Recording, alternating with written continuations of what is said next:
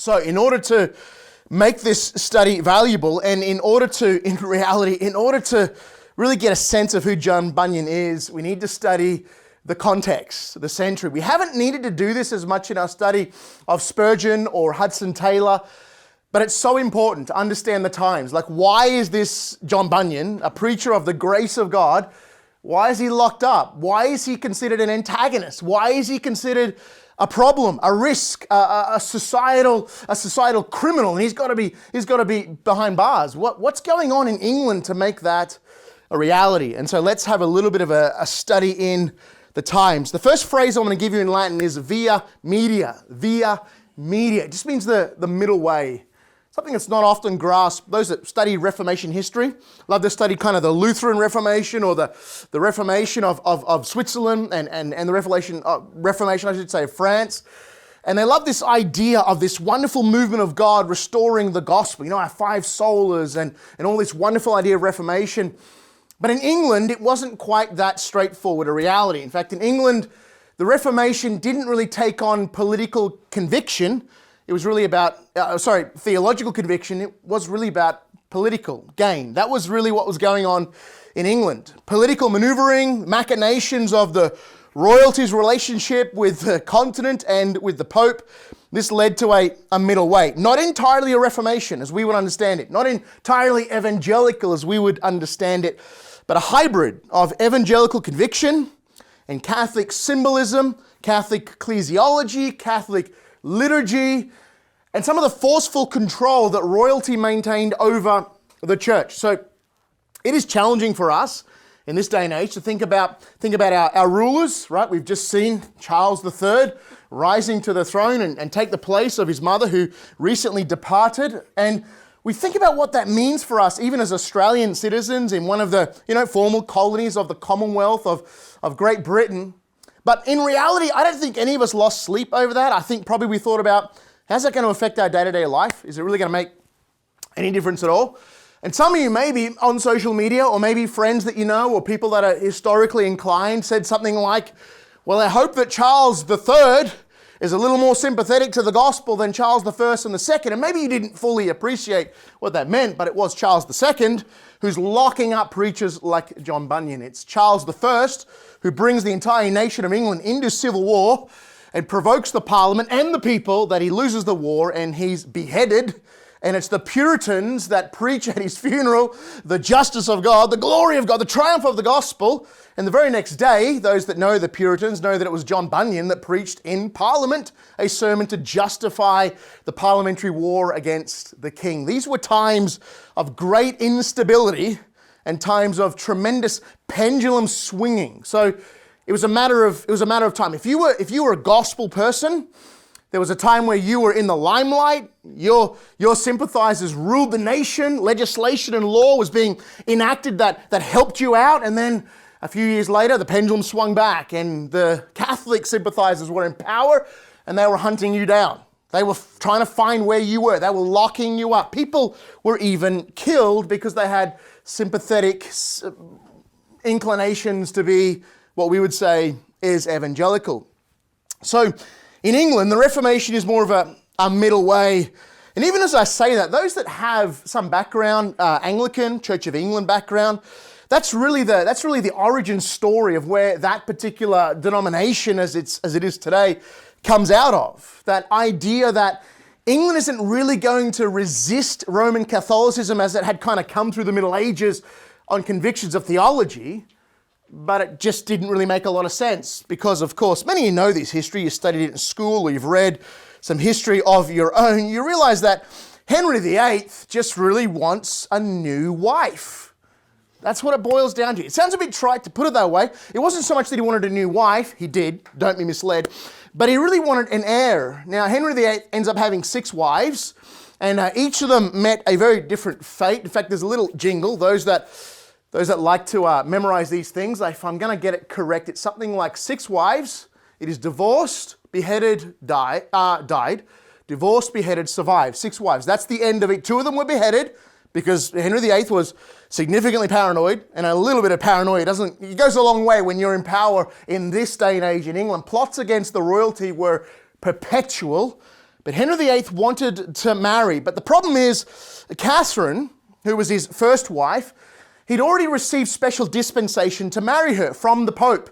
Because Catherine had already been married before to Henry VIII's brother, in fact, and there was this whole idea that you shouldn't marry your brother's wife. King Herod idea, right? Get that in mind. John the Baptist. Special dispensation by the Pope had been given, and Catherine had connections to the papal family. So when Henry wrote off to the Pope and said, I want to divorce her, I want a new wife so I can produce an heir, she's barren, the Pope just said, no, that's not how this works. I'm not at your beck and call. I'm not at your behest. And Henry VIII suddenly had this light bulb moment where he said, oh, as it happens, I'm the head of the English church, not the Pope. I mean, wow, wake up one day and realize that. What a life-changing moment. So Henry VIII established himself as the royal head or the crown of the Church of England. That's why it's called the Church of England. And from thenceforth, the Anglican Church would be a middle way. Now, Henry VIII had a real problem. In fact, a lot of historians speak of him in the most graphically horrid light, and so they should. Let me give you his dates in case you're a dates kind of person. 1491 to 1547. There are historians that will be as graphic. They'll even say this. They'll say, Henry VIII is a splotch of blood and grime on the history of the English and the British world. That's how horrid this guy was. He was a dark character, a formidable character, just a tyrannical character, and he's succeeded by Elizabeth I. So the queen that for most of our lives, Elizabeth II, that just passed away recently, she is the only second Elizabeth in the throne. The first was Henry VIII's daughter, to Anne Boleyn, his second wife, who Henry beheaded because he was concerned that she was now starting to dethrone him and have him killed. And Elizabeth I reigns till 1603. So this is really curious how this happens. But Elizabeth is known as I wonder who knows, some of you know this, right? She's known as the what queen? Starts with V? Virgin Queen. Very good. That's why there's a commonwealth in the New World called Virginia.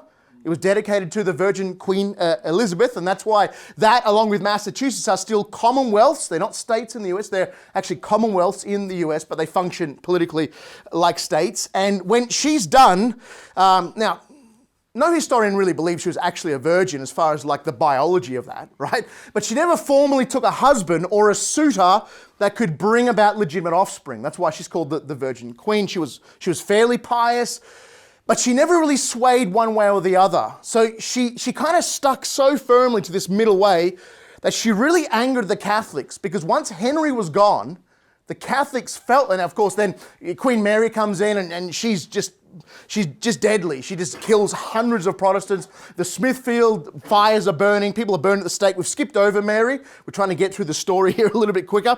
Elizabeth keeps this middle way, and she really infuriates the Catholics because they want her to keep pressing for Catholicism. England has to return to Catholicism, and there's a large swath of English population that identifies that way. But she also angers the Protestants, who at this point are starting to earn a slur of a description or a name. They're called the Puritans.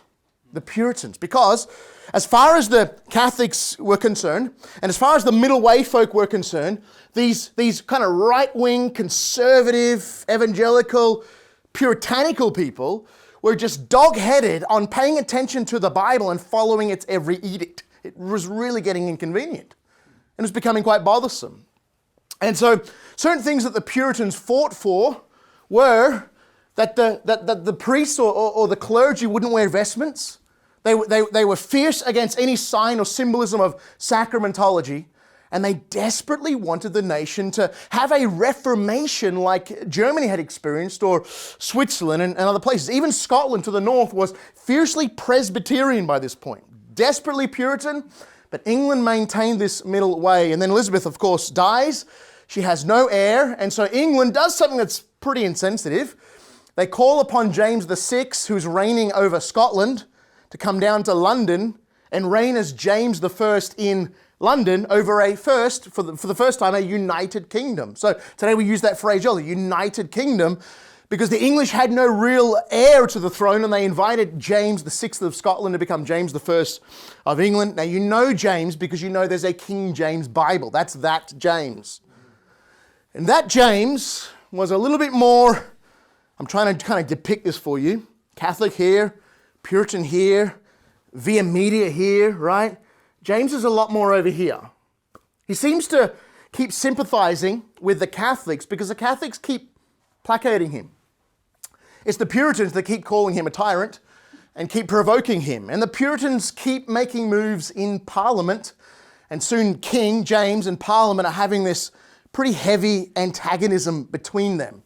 This is part of why James, he initiated this process of a King James Bible, because the Puritans, the English Puritans, their favorite Bible was, here's another test question, it was the Geneva. Some of you whispered it because you knew it, but you weren't feeling very confident. Geneva, someone else say it. It was the Geneva Bible. And if you've ever get a copy of the Geneva Bible, there's some here, I believe, right? There's some here. Yeah, I've seen some here. It's translated in Geneva because Geneva is already a place of great Reformation thought, but it's translated with a real antinomy toward royalists. So there are times, even in the Geneva Bible, where the English word should be king, translated, and it just says tyrant, right? Right? Now, you say, well, the Latin tyrannus does mean king, right? But already in English, the word tyrant had adopted all this negative connotation. So King James said he wouldn't have the Catholic's Bible. He wouldn't embrace that, the Latin Vulgate. And he wouldn't allow these Puritans to enforce their Geneva translation on the people. And so he asked a committee to be gathered to prepare a new English translation in 1611. That was, of course, first released. Let me give you a few other dates. In 1605, there's a gunpowder plot stirred up by the hatred of Roman Catholics. In 1606, there's a plague in London. Now, by history standards, it's a fairly moderate plague, just maybe 10, 20,000 deaths, no big deal. 1611, the King James Bible is completed. 1616, William Shakespeare dies. 1617, the Declaration of Sports. Now, this is really gonna get you fired up. You ready for this? The Declaration of Sports. Who loves sport? Put your hand up. Come on, it's not a church service, you can be honest. And for Sunday, you'll be like, no, sports are of the devil. But Saturday night, we're all for it, right? Now, I'm going to really test your piety here this evening. Who here watches sports on Sunday? I'll put my hand up. I don't mind. I'll watch a game on Sunday afternoon. All right. There's a lot less of you. There's some real Sabbatarians in our mix here, Keith, tonight. So one of the things that the King of England does is he establishes this by royal decree, this official book of sports in England. And the book of sports are sports that the king has royally decreed you're allowed to play on Sunday. Well, this desperately upset the Puritans, who were very vigilant in their Sabbatarianism. Some of the Puritans used to even say, if you're going to take a nap on Sunday, you might as well go and plow a field. Just go and work. Right? I'm not going to ask who naps on Sunday. My hand would be firmly high in the air. So when we think about the Sabbatarianism of the Puritans, we're thinking about the most extreme form of Sabbatarianism. And King James just keeps provoking them. Not only with this book of sports, now he's given royal decree what sports can be played on the Sabbath, but then he requires all the ministers in the land, which actually politically, remember, they're under his control and authority, all of the ministers in the land, at the end of every Sunday morning church service, you're going to struggle to believe this, but this is true, he required the ministers to read the book of sports, to inform the people what they're allowed to play in the afternoon. The Puritans, who occupied thousands of pulpits throughout the country, would not have it. They were furious with this. They were furious that the book of sports existed at all, and then all the more so that now under royal decree they were being coerced into having to do this. And some did. Some through conflict of conscience found a way to justify it. Many didn't. But the problem is, as I said, in England in this era, to be a minister of the Church of England, you are being funded by tax dollars. That's still not entirely untrue today. And so you had to follow royal decree because that was your stipend. That was your salary. That you were considered, as a minister in the church, you were considered an agent of the state as much as an agent of God. Now, I hope as I say that, you feel uncomfortable with that, because that is a desperately uncomfortable proposition. And that's why in this particular century, the most curious centuries, I think, in all of English history, that's why the populace, the people in the parliament, go to war against their king. Now, not James, but James's son, Charles I. Charles I while James kept his Catholic sympathies fairly under wraps. Charles I didn't really do that at all. He was just pretty open and flagrant about it. He was constantly provoking the people. In fact, there came a point where the Parliament turned up. Now remember, the Parliament are elected by the people. The king was ordained through what's known as the divine right of kings. We don't have time to go into all of the machinations of that and the theology and the philosophy behind that. But the Parliament were representative of the populace, and the king was representative of, this is who God has established in power. He's the heir to the throne. One day Parliament turns up in the early 1620s, and the king had just locked the doors to Westminster Abbey, where the Parliament meets. And he'd set guards there, and for 10 years, he'd refused Parliament to even meet to talk about the needs of the people. The Parliament were getting perpetually agitated. And the king continually wrested this tyrannical control over the people and said, I am the king, I do what I want, when I want, and every act I do is an act that God wants me to do. Every whimsical thought of my mind is decreed and inspired by God. Charles I was extremely narcissistic, and it began to show itself in the way that he ruled. Parliament makes a petition of rights. So in June of 1628, the Petition of Rights is an English constitutional document that was sent by the Parliament to King Charles I, declaring a series of breaches of law by the king. And just hear that for a moment. How's the king going to receive this? The Parliament is accusing him of breaking the law. He believes he can't break the law because he's the king. Now, there are 4 principles in this petition. Firstly, no taxation without the consent of Parliament. Secondly, no imprisonment without cause. Thirdly, no quartering of soldiers on subjects. And lastly, no martial law during peacetime. The king's not going to have it. In fact, he's going to protest so dramatically, he raises an army. He raises an army known as the Royalists, and he declares that if anyone wants to force these alleged breaches or principles upon him, they're going to be punishable by death. So the Parliament says, well, 2 can play that game. And the Parliament raises an army. And the Parliament is successful in retaining the services of one of the greatest generals in English history named Oliver Cromwell. And Oliver Cromwell develops what he calls a new model army.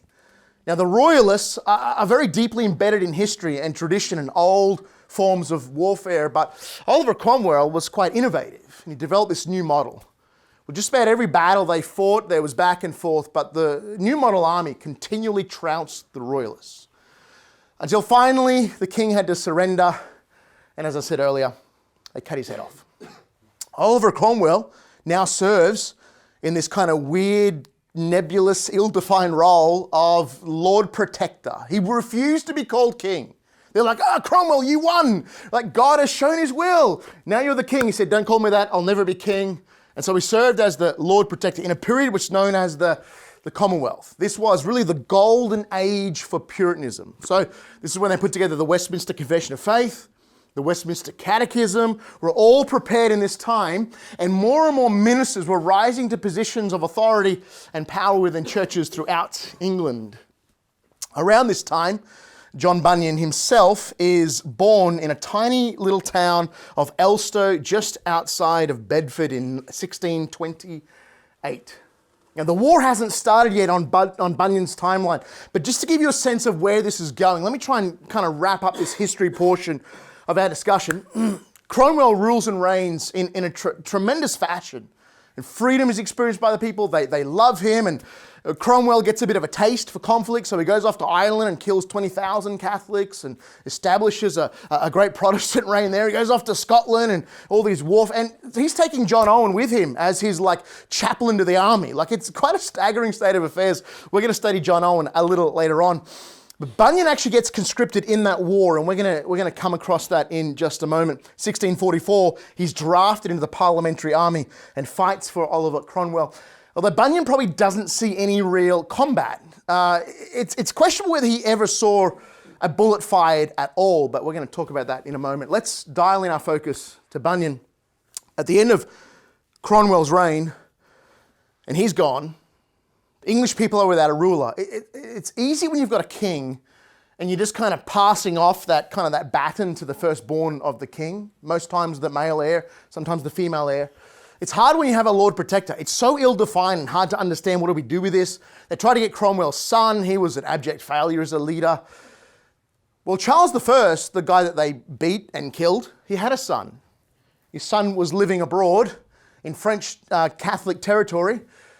So I don't know how this conversation went, but I have to believe it was pretty awkward. Charles, things got unpleasant there with your dad, all right? But would you come back and rule England? And he did. And he came back, ostensibly, he came back with a real sense of negotiating from a position of power. You're asking me? You want me? Like, remember what you did to my dad, and you want me? Well, if you're going to have me, then I'm going to rule and reign in my own way. And he was all the more tyrannical, even more than his father. And that's going to be a major part of our discussion. So 1628 in Elstow, in rural England, Bunyan is born.